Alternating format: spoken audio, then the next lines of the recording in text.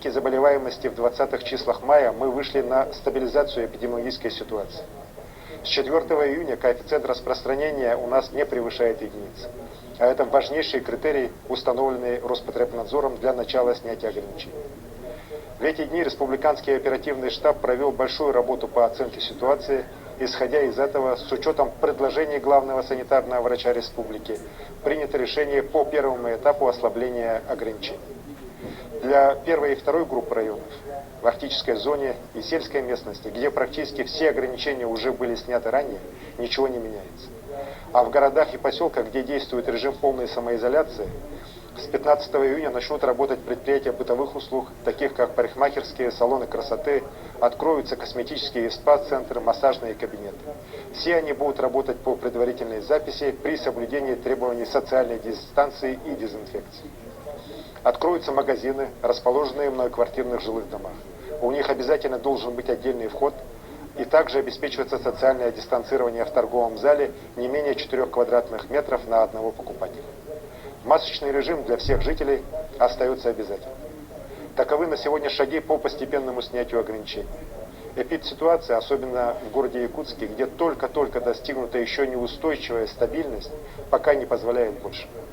У нас есть дальнейший поэтапный план, по которому мы будем идти, неукоснительно следуя рекомендациям Роспотребнадзора, исключительно и только при положительной динамике снижения заболеваемости.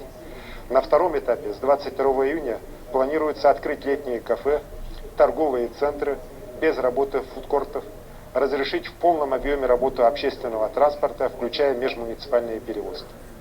При этом останутся ограничения для прибывающих в республику из других регионов.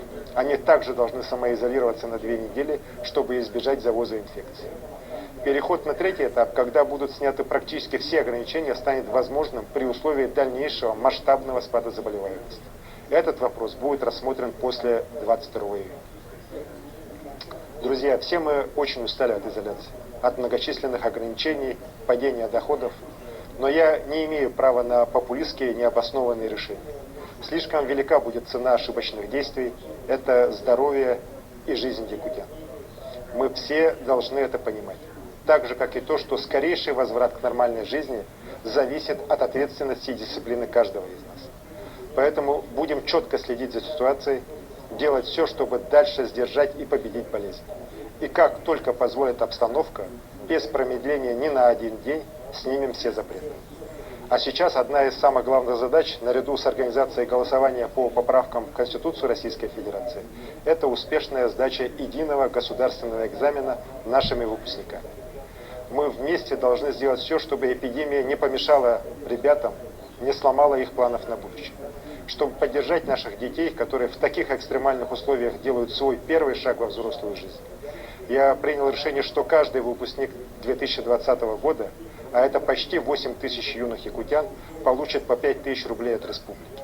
Пусть эта небольшая сумма станет знаком внимания к ним, к нашему будущему. Дорогие друзья, уверен, что мы близки к победе над опасной болезнью. Мы вместе прошли большой и трудный путь. Я искренне благодарю наших медиков, работников Роспотребнадзора, волонтеров, всех тех, кто находился и находится на переднем крае помощи людям.